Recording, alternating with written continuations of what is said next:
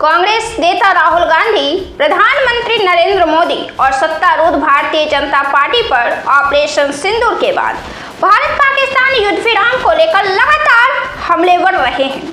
4 जून 2025 वह तारीख है जब राहुल गांधी ने अपनी हदें पार कर दी और राहुल गांधी के इस बयान पर उनके अपने सहयोगी दल भी विरोध जता रहे हैं। उन्होंने यह दावा किया कि पीएम मोदी ने अमेरिकी राष्ट्रपति डोनाल्ड ट्रंप के दबाव में आत्मसमर्पण कर दिया, यानी कि डोनाल्ड ट्रंप के दबाव में भारत के प्रधानमंत्री ने सीज फायर कर दिया और पाकिस्तान को जाने दिया। इतना ही नहीं, ये सब कहने का उनका जो अंदाज था वह भी सही नहीं था। राहुल गांधी ने 3 जून को मध्य प्रदेश में कार्यकर्ताओं को संबोधित करते हुए कहा कि मैं बीजेपी और आरएसएस वालों को अच्छे से जान गया हूं, इनको थोड़ा सा दबाओ तो डरकर भाग जाते हैं। राहुल ने कहा कि उधर से ट्रंप ने फोन किया और इशारा किया कि मोदी जी क्या कर रहे हो, नरेंद्र सरेंद्र और जी हुजूर करके मोदी जी ने ट्रंप के इशारे का पालन किया। राहुल गांधी ने 1971 के युद्ध के दौरान इंदिरा गांधी के मजबूत नेतृत्व के साथ तुलना करते हुए भी बीजेपी और आरएसएस पर दबाव में झुकने का आरोप लगाया है। इसका वीडियो भी सोशल मीडिया पर काफी तेजी से वायरल हो रहा था, जिसमें इंदिरा गांधी नरेंद्र मोदी को कहती हुई नजर आ रही थी, नरेंद्र झुकना नहीं था। जाहिर है इस बयान पर राजनीतिक विवाद तो होना ही था। बीजेपी ने इसे राष्ट्रद्रोह और भारतीय सेना का अपमान करार करते हुए राहुल गांधी की कड़ी आलोचना की है। लेकिन इसी बीच खास यह रहा कि कांग्रेस के वरिष्ठ नेता और तिरुवनंतपुरम से सांसद शशि थरूर ने राहुल गांधी के इस बयान पर अपनी प्रतिक्रिया दी और उनकी प्रतिक्रिया काफी मंजी हुई थी। सुनकर आप भी हैरान रह जाएंगे। थरूर ने न केवल राहुल गांधी को उनके इस बयान के लिए घेरा, बल्कि इस मुद्दे पर बीजेपी नेताओं की तुलना में बहुत अच्छे तरीके से अपनी बात रखी। शशि थरूर से बीजेपी को सीखना चाहिए। थरूर, जो ऑपरेशन सिंदूर के बाद भारत का पक्ष रखने के लिए अमेरिका में एक सर्वदलीय प्रतिनिधि मंडल का नेतृत्व कर रहे हैं, उन्होंने स्पष्ट किया कि भारत पाकिस्तान के बीच जंग को समाप्त करने में किसी तीसरे पक्ष की मध्यस्थता नहीं की थी। राहुल गांधी ने अपने बयान में कहा कि डोनाल्ड ट्रंप के दावों के अनुसार जिन्होंने भारत पाकिस्तान युद्ध विराम में अपनी भूमिका का दावा किया था, पीएम मोदी ने ट्रंप के सामने आत्मसमर्पण किया। राहुल ने इसे 1971 के युद्ध में इंदिरा गांधी के नेतृत्व से तुलना करते हुए कहा कि कांग्रेस ने कभी भी बाहरी दबाव के सामने झुके बिना मजबूती से देश का नेतृत्व किया। इस बयान से बीजेपी को हमलावर होने का मौका दिया और बीजेपी अध्यक्ष जेपी नड्डा ने इसे राष्ट्रद्रोह करार देते हुए कहा कि राहुल गांधी ने भारतीय सेना की वीरता और साहस का अपमान किया है।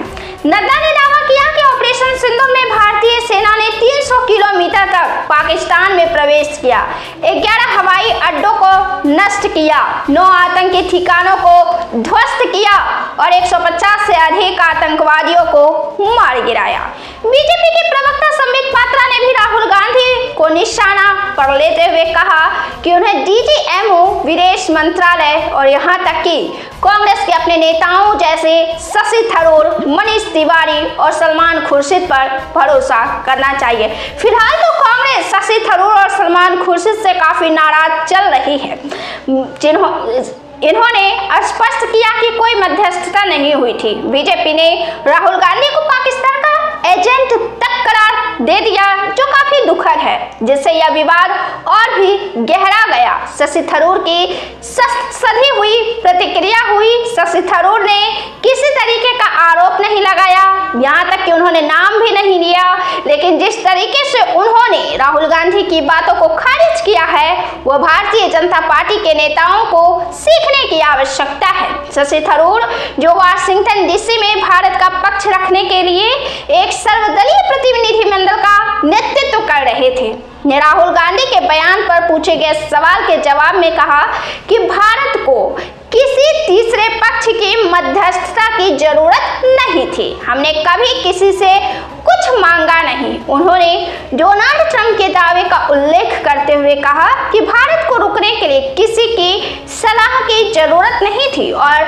जब पाकिस्तान ने युद्ध विराम की बात शुरू की तब भारत ने भी जवाब दिया। थरूर ने यह भी जोड़ा कि भारत भविष्य में भी अगर पाकिस्तान से आतंकी हमले होते हैं तो बल प्रयोग करने के लिए तैयार है। हमें पाकिस्तानियों के साथ उनके आतंकवाद की भाषा में बात करने में कोई दिक्कत नहीं है। हम ताकत की भाषा का इस्तेमाल करेंगे और इसके लिए किसी तीसरे पक्ष की जरूरत नहीं है। एक महिला पत्रकार ने शशि थरूर से जब यह सवाल किया कि भारत में आपकी पार्टी लगातार प्रश्न पूछ रही है, कल ही आपकी पार्टी के नेता राहुल गांधी ने कहा कि पीएम मोदी ने ट्रंप के सामने सरेंडर कर दिया। इस सवाल के जवाब में शशि थरूर ने कहा कि हमारे मन में अमेरिकी राष्ट्रपति के प्रति अगाध प्रेम है, अगाध आस्था है। हम अमेरिका के राष्ट्रपति का बहुत सम्मान करते हैं। हम अपने बारे में यह कह सकते हैं कि हमने विशेषकर किसी को मध्यस्थता करने के लिए नहीं कहा है। थरूर की यह प्रतिक्रिया न केवल कूटनीतिक थी बल्कि इसमें एक सूक्ष्म तरीके से राहुल गांधी के बयान को खारिज करने की शैली भी थी। जहां बीजेपी राहुल गांधी पर सीधे और तीखे हमले किए, वहीं थरूर ने अपने बयान में न तो राहुल का नाम लिया और न ही सीधे तौर पर उनकी आलोचनाएं की।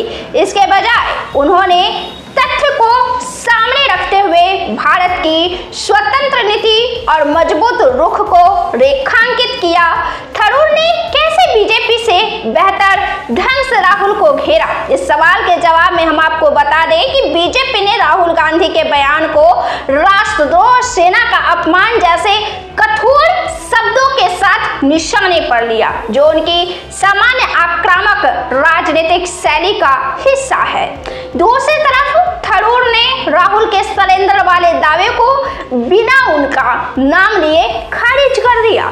उनकी प्रतिक्रिया में एक परिपक्व और बौद्धिक दृष्टिकोण था जो बीजेपी की तुलना में अधिक प्रभावी साबित हुआ, क्योंकि यह न तो आक्रामक था और न ही व्यक्तिगत था। थरूर ने तथ्यों और भारत की कूटनीति की स्थिति पर ध्यान केंद्रित किया, जिससे उनकी बात अधिक विश्वसनीय और सम्मानजनक लगी। थरूर ने अपने बयान में भारत के राष्ट्रीय हितों को प्राथमिकता दी और यह स्पष्ट किया कि भारत की नीति स्वतंत्र और मजबूत है। यह रुख बीजेपी के आरोपों से अलग था, जो राहुल गांधी को व्यक्तिगत रूप से निशाना बनाते हुए राजनीतिक लाभ लेने की कोशिश कर रहे थे। थरूर ने यह दिखाया कि वह भारत के रुख का बचाव करने में सक्षम है, बिना पार्टी लाइन से पूरी तरह विचलित हुए। यह उनकी पहले की टिप्पणियों से भी मेल खाता है, जहां उन्होंने राष्ट्रीय हितों को पार्टी की राजनीति से ऊपर रखा है। जैसे कि 2016 में उरी सर्जिकल स्ट्राइक के समय भी उन्होंने ऐसे ही बयान दिए थे, जब बीजेपी ने राहुल गांधी पर पाकिस्तान का एजेंट जैसे भावनात्मक और अतिशयोक्तिपूर्ण आरोप लगाए। वहीं थरूर ने तथ्यपरक और कूटनीतिक जवाब देकर राहुल के बयान की कमजोरी को उजागर किया। बीजेपी के हमले जनता के एक वर्ग को भड़काने के लिए थे, लेकिन थरूर की प्रतिक्रिया ने बिना व्यक्तिगत हमले किए राहुल के तर्क को कमजोर कर दिया। उन्होंने यह दिखाया कि भारत की नीति स्वतंत्र थी और किसी बाहरी दबाव का परिणाम नहीं थी, जिससे राहुल का सरेंडर वाला बयान